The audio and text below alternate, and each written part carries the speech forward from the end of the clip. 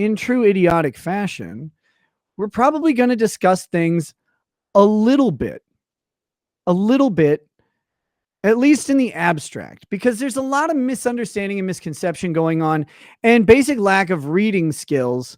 And I will try, if I can, to address issues generically, as generically as possible without getting specific into my case, which is definitely going to go really well and not fuck me over in any way at all. Thanks, government.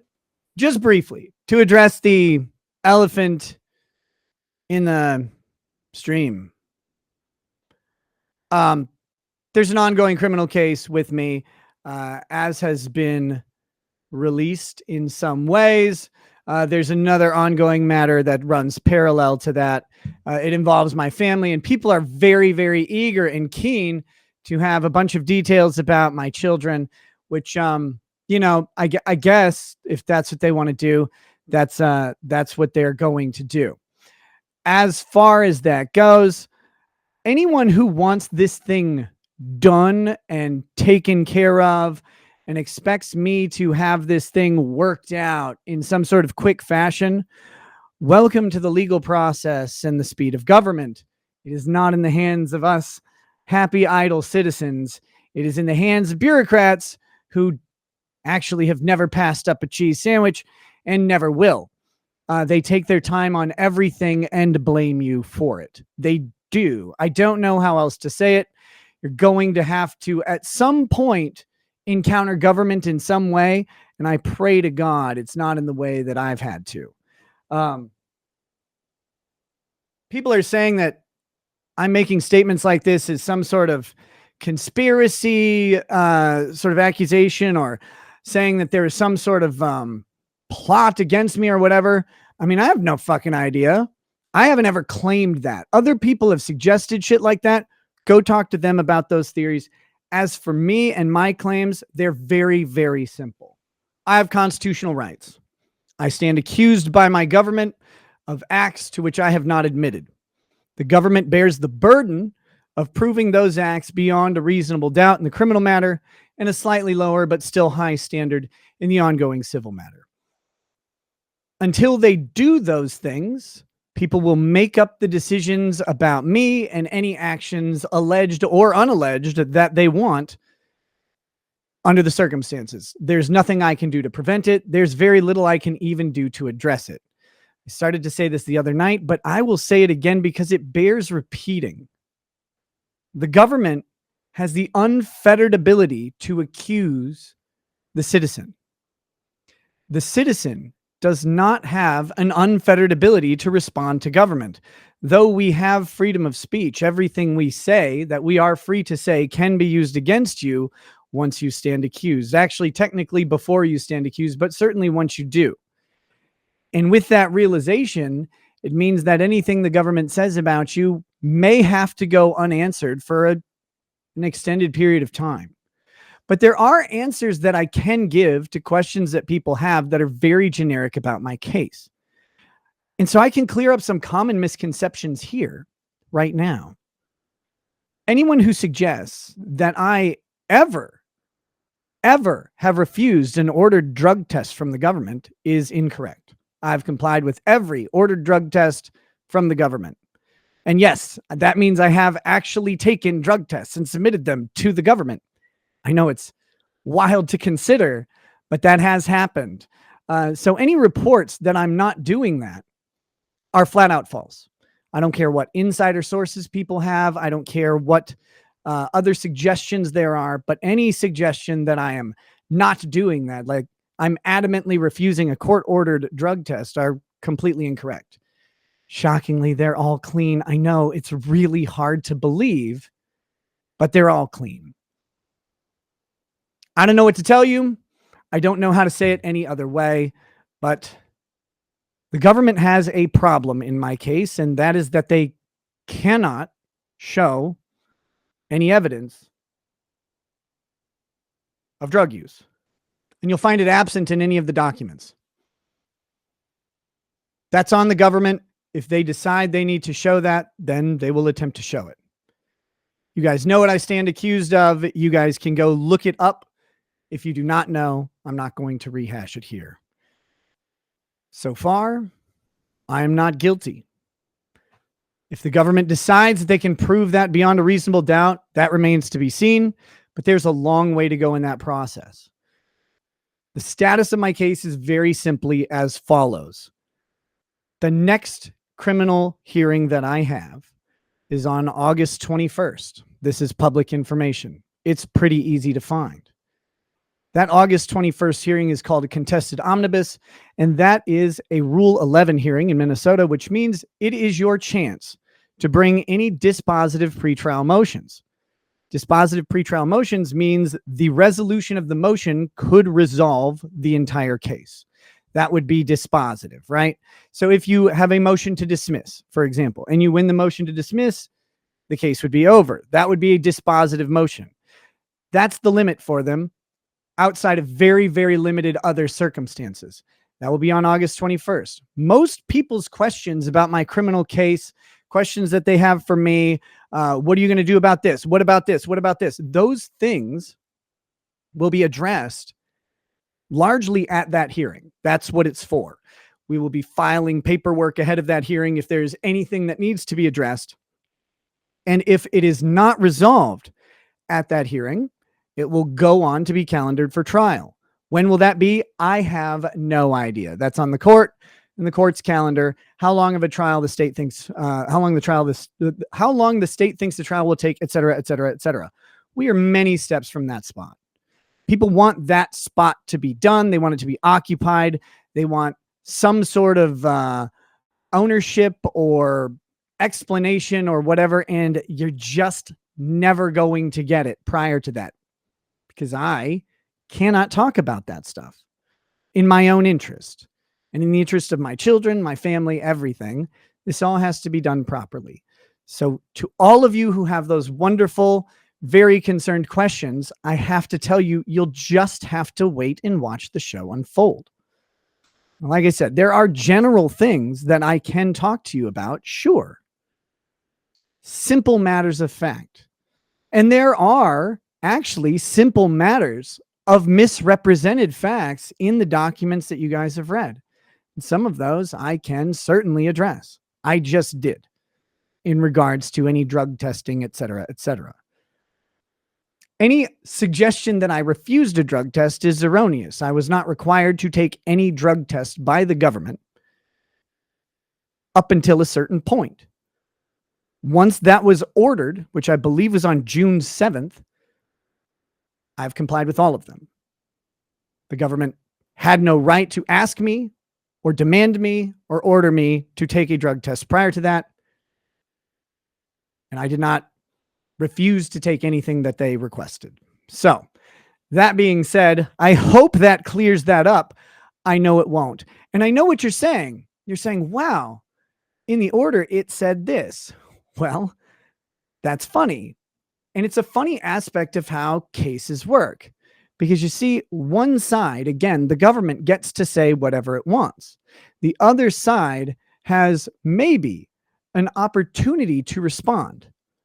That would be me. I would have an opportunity to respond to the government saying something so ludicrous. However, that response might require testimony, and that testimony might be problematic under the circumstances.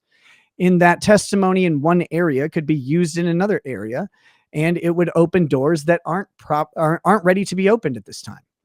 Or it could simply be that the government made a mistake, or they mischaracterized something. And that can be an honest mistake rather than a malicious one.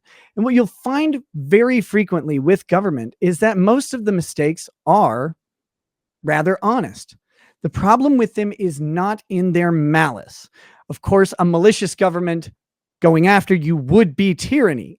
I have not claimed this to be the case. I've specifically stated that the system is levied against the citizen in a way that makes you feel oppressed, because it does. It is a grinding system that crushes you into nothing.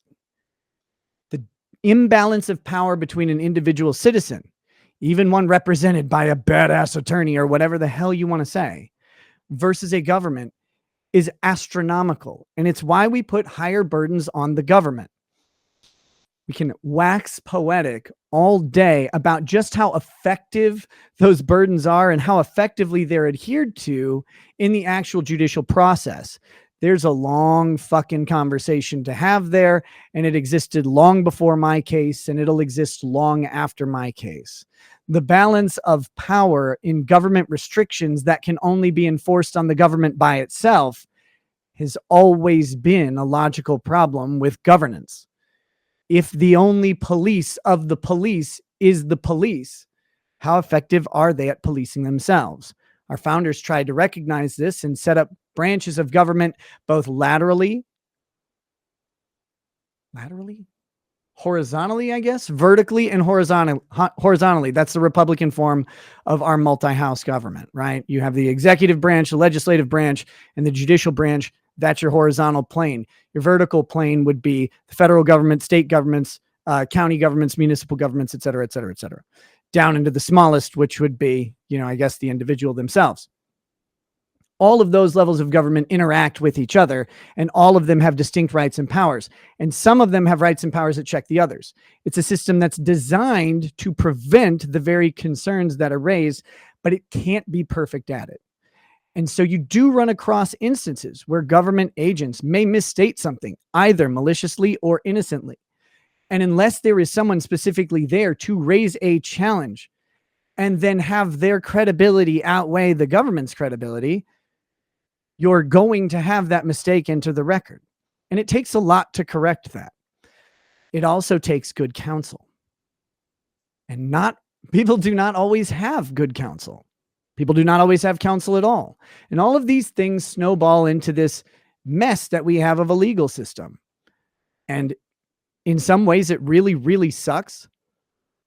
And in other ways, it's still the best one on the entire planet. I don't want to be under the thumb of any legal system, and I would suggest that you probably don't want to either. But those are the realities that we're faced with when we have government and have to interact with it in a hostile or adversarial way. So that's my little soapbox on the issue. But if you hear me suggest that maybe something in some document is not true, well, there's lots of things that aren't true. There's lots of things that get stated by government specifically that aren't true or aren't correct. Correcting those things takes time, it takes effort, and it takes careful strategy and planning. And just know this, I'm fighting literally every single day when I'm not on camera, which you'll note is rare these days. I'm fighting behind the scenes for my family and for my own liberty, and consequently for yours as well, because there are liberty issues at play here. And if people take a step back and look at this situation and say, would I want to be in this situation under those circumstances that the government has used? You can make your decision on how you would answer that. I know how I do, but I'm a little biased in the situation, you could understand. So that being said, if I can correct small mistakes made by government or omissions, whether malicious or incidental is irrelevant to me. If I can correct those things for you guys, I will. If I can't, look, I'm just not going to answer that question. And that's part of it too. And here's what I know about that. I 100% realize that court and the court of public opinion are completely different. And I 100% realize that people will judge me absent any of the rules or restrictions that are imposed on government. If I don't say something, the public will make a judgment about that. And the consequence is that I have to just deal with it. You're not going to catch me complaining too much. Now, if people have basic reading issues, I may try and correct them. Or people have basic legal misunderstandings, I may try and correct them. Here's a friendly one to whoever runs the Gunt News Network. You said in your tweet about the order that was released the other day that neither I nor my wife intervened on behalf of our children. There's a very simple reason why. An intervener is a non-party to the suit who would then step in the place of a party to take over the suit if they had some sort of interest. taking it out of the context of my case. And I said this earlier on Locals. If you're watching on Locals, I'm sorry, you're probably bored with this. Taking it out of the context of my case and putting it in the context of, say, an election fraud lawsuit like we saw in 2020. You may have a statute which requires the Secretary of State to bring suit against the state government or the state board of elections if there's some sort of maybe very close result that will trigger a mandatory runoff that may require legal action from one party. Now, let's say that a Democrat Secretary of State is required by law to bring suit against a candidate who just won the Democratic election in a state, or I guess against the Elections Commission for a candidate of their same party. The presumption would be they may not go on against their own party very hard. So what you'll often find in that case is the opposing party or the opposing party candidate would intervene in the lawsuit, and they would then make sure that the lawsuit is pursued vigorously. Or, for example, if a Secretary of State is sued about maybe a gun policy, a highly volatile or controversial issue, you may have a gun rights activist group take over in that lawsuit because that might be a more vigorous defense or offense in the suit. That's an intervener. So if you say that we have not intervened on behalf of our children, that would be, I guess, technically correct, but that's only because we cannot intervene. We are already parties to that suit. So just a minor correction of a legal misunderstanding, things like that I can talk about, and I can try and clear up and provide a little bit of an educational aspect to them. Going beyond that, obviously, I'm not going to talk legal strategy. I can't talk about various disagreements I may have with things that are presented as fact, but those will be addressed in the courtroom or in motion practice, et cetera, et cetera, et cetera. With all that, I do thank everybody for their continued most important thing, which is offers of prayers, good thoughts, and support for my family, particularly my children. This is not a fun time for them. And as much as it's not a fun time for me, they're far more important than I ever have been. That's always been true in my entire life. People can decide what they will based on the facts that they see and what they determine about me and anybody else. I can't stop that, but I know it's true.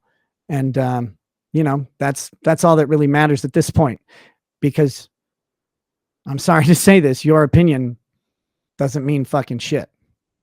No matter who you are out there, if you're not my government involved in my case with my family, your opinion is going to take a back burner to everything else I need to do. And if that means you have a negative opinion of me, cool. See, on the flip side, all will out at some point.